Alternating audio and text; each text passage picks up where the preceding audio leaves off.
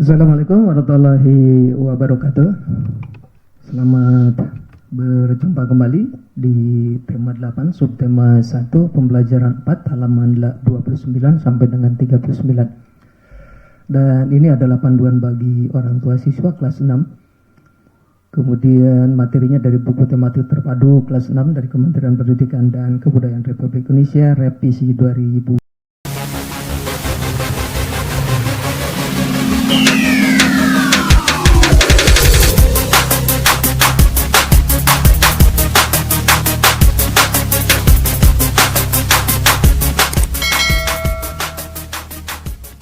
Baik Yanda dan Bunda, kita berdoa dulu seperti biasanya menurut agama dan keyakinan masing-masing. Kemudian setelah itu jangan lupa untuk selalu menerapkan dan mematuhi protokoler kesehatan yang sudah ditetapkan dan menjadi adaptasi kebiasaan baru bagi kita semuanya.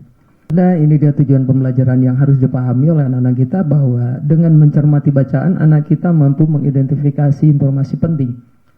Bahwa dengan melakukan diskusi mengenai pasal 31 ayat 1, anak kita memahami bahwa seluruh warga negara Indonesia berhak mendapatkan pendidikan dan seterusnya hingga dengan tujuan pembelajaran 5.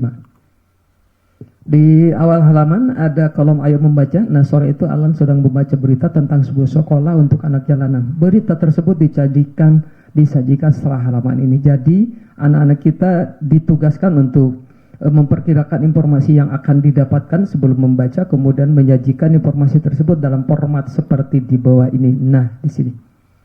Ya, ini adalah sebuah referensi Yanda Bunda, jadi silakan sesuaikan dengan jawaban atau catatan yang diberikan oleh anak-anak Yanda dan Bunda semuanya. Ini hanya sebuah referensi saja. Perkiraan informasi yang akan aku dapatkan dari artikel koran berjudul Sekolah Anak Jalan adalah ini.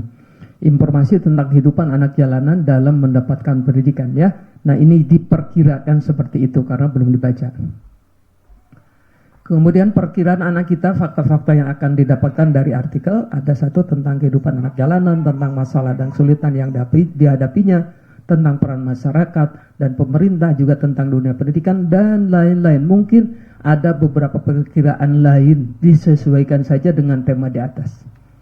Kemudian pertanyaan yang dimiliki oleh anak kita terkait dengan judul yang tadi, yang ini, ya, sekolah anak jalanan. Kemungkinan anak itu ingin mengetahui apa itu anak jalanan, kemudian masalah dan kesulitan apa yang dihadapi oleh mereka, dan bagaimana peran masyarakat atau pemerintah atau organisasi atau badan-badan lain yang peduli terhadap anak jalanan. Nah, itu kemungkinan pertanyaannya. Atau ada kemungkinan pertanyaan lain, silahkan sesuaikan.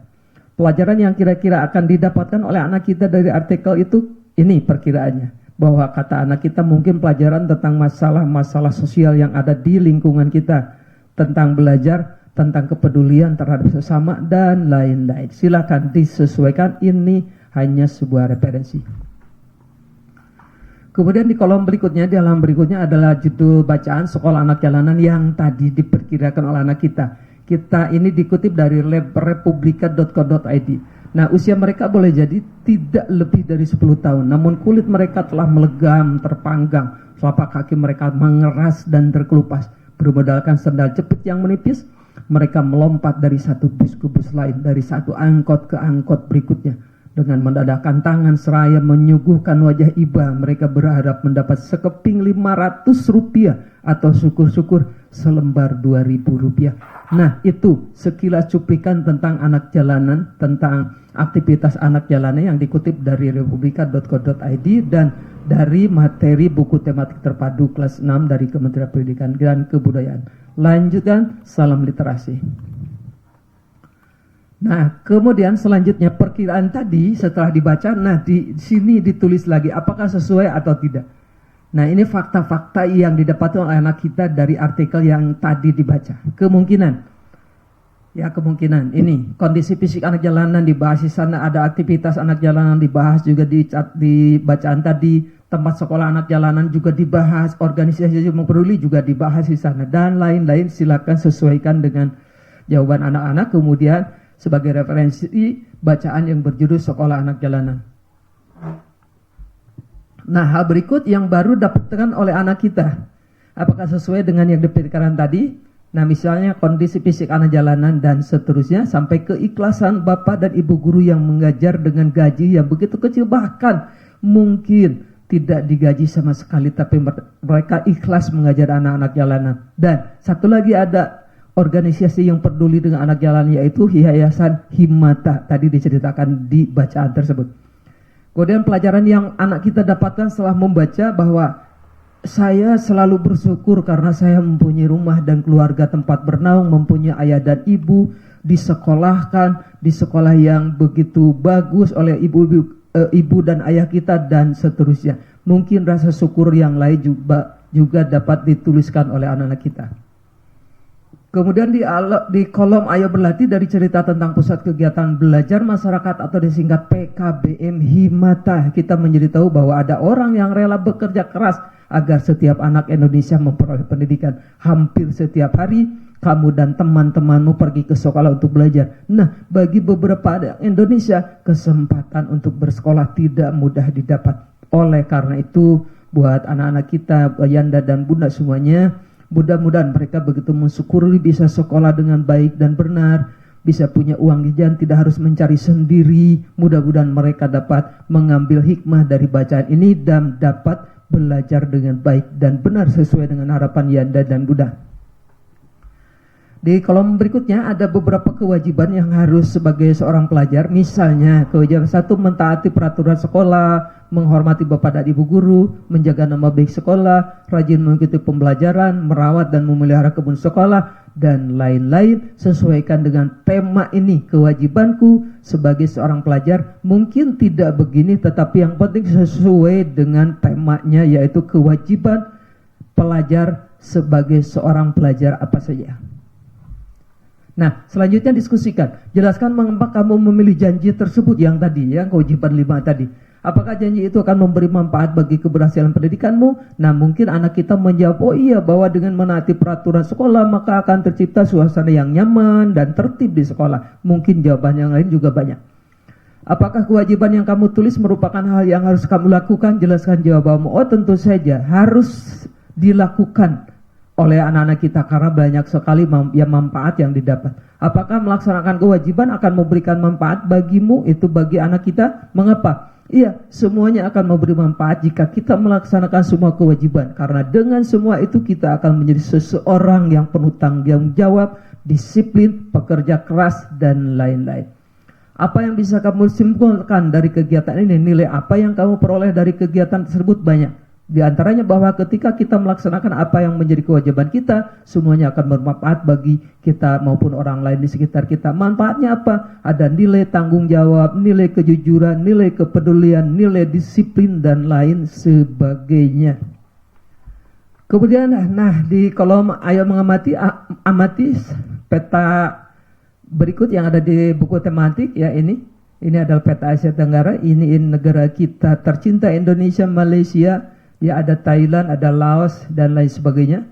Kemudian di bawahnya, di halaman berikutnya, pembahasan tentang Thailand. Ini ibu kotanya Bangkok, luasnya sekian, agamanya ini, bentuk pemerintahannya kerajaan, kepala negaranya tentu saja raja, dan kepala pemerintahan Perdana Menteri. Nah, satuan mata uangnya baht.